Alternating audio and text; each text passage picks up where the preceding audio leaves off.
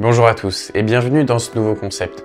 Je pense l'appeler la présentation du projet synthèse. Vous en pensez quoi? Ah oui, c'est vrai, je suis seul à part le début. Pour vous situer rapidement dans cette vidéo, je vais donc me présenter, par la suite répondre à la question finalement, qu'est-ce que cette réalisation, le projet synthèse? Ensuite, je vais poursuivre avec la présentation de mon projet, les multiples recherches et les multiples inspirations, tout en parlant des difficultés rencontrées. Et je finirai avec la présentation du piétement et de la conception de la base, tout en parlant des différentes machines utilisées au cours de ce projet. Alors oui, il y a pas mal de choses à voir, promis on commence. Dans un premier temps, donc, comme dans toute présentation qui se respecte, je me présente, je m'appelle Pierre, élève en 3e année de DEC au Cégep de Victoriaville. Je viens de France où j'ai donc effectué toute ma scolarité. Le lycée, c'est probablement le secondaire ici, avec une année ou deux en plus, mais je vais pas rentrer dans les détails. J'ai donc étudié le bois pendant 3 ans avant de venir ici pour obtenir mon diplôme de technicien menuisier agenceur. Voilà, maintenant les blablas sont faits, on peut passer aux objectifs et c'est quand même le plus intéressant.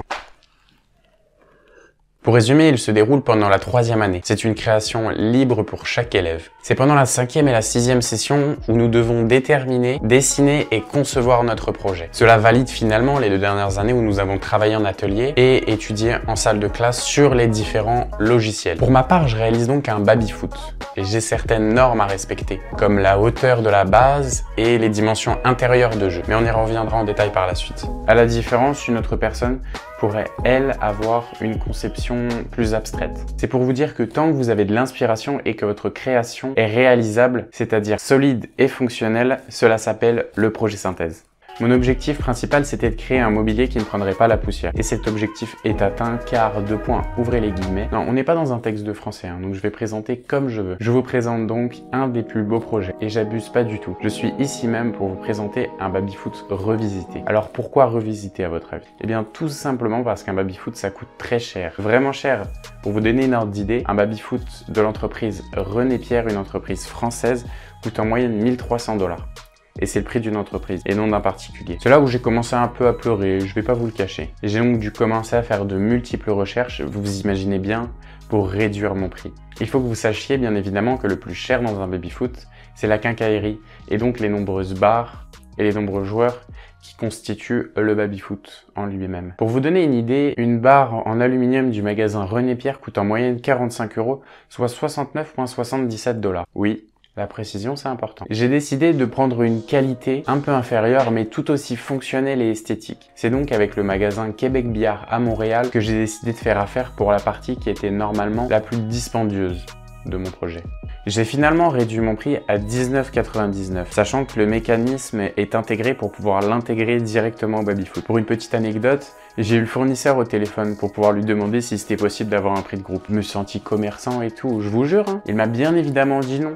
Et comme on dit, qui ne tente rien n'a rien. À la différence d'un projet totalement tiré d'inspiration, j'ai donc de mon côté un modèle pour m'inspirer au niveau du design. Et je veux donc utiliser cette inspiration pour faire une conception qui me correspond. Pour le rendre plus léger, je vous montre, je pense ici, une entreprise où j'ai effectué un de mes anciens stages en France pendant que j'étais au lycée. J'ai fusionné cette idée principale qui de base est en aluminium avec plein d'autres recherches et de nombreux croquis. Cela a finalement donné un piétement en plaquage de bois de 1,25 pouces d'épaisseur. La finition sera à 35 degrés de lustre. J'ai dans un premier temps testé de créer une première partie du piétement au tour à bois pour pouvoir me rendre compte des dimensions et du diamètre idéal à obtenir. La difficulté, c'est bien évidemment la stabilité du baby-foot qui doit être vraiment solide. Je vous présente donc mon piétement qui sera renforcé avec des plaques de métal qui seront ici pour consolider mais aussi ici pour embellir le projet. Elles seront fixées avec des boulons pour un meilleur maintien. Pour le bout du piétement, je vais compléter cela avec des pièces de massif qui seront dimensionnées au bon angle pour pouvoir épouser la forme de celui-ci. Et il y aura en dessous bien évidemment des antidérapants. Comme vous l'avez vu, j'ai disposé 4 renforts en plus sur ce baby-foot pour pouvoir y disposer 2 plaques de métal sur le dessus du piétement pour pouvoir donner une solidité supplémentaire à la base du baby-foot. J'ai donc dessiné et dimensionné chaque plaque de métal pour pouvoir les faire par une entreprise. La hauteur du piétement est de 635 mm.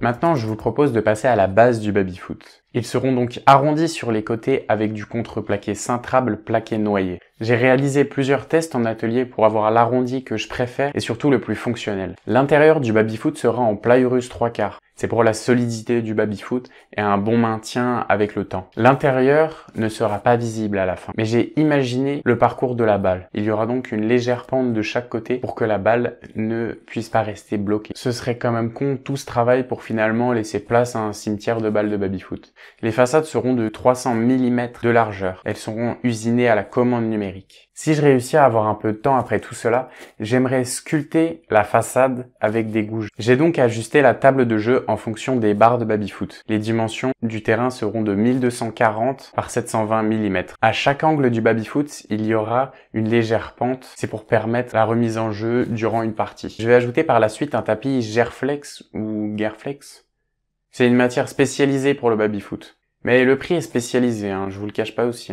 69 balles... Ils se font pas chier. J'ai donc utilisé SolidWorks pour dessiner mon projet, Mastercam pour pouvoir usiner les façades. Le piétement sera collé avec une colle qui sera probablement plus lente au séchage. Cela me permettra de coller toutes mes épaisseurs en même temps, avant que celui-ci ne sèche, bien évidemment. Pour un arrondi uniforme de mon piétement, j'utiliserai le tour à bois numérique. Je pense avoir fait le tour. Le but, selon moi, c'est de créer un mobilier qui est solide, esthétique et fonctionnel. Merci.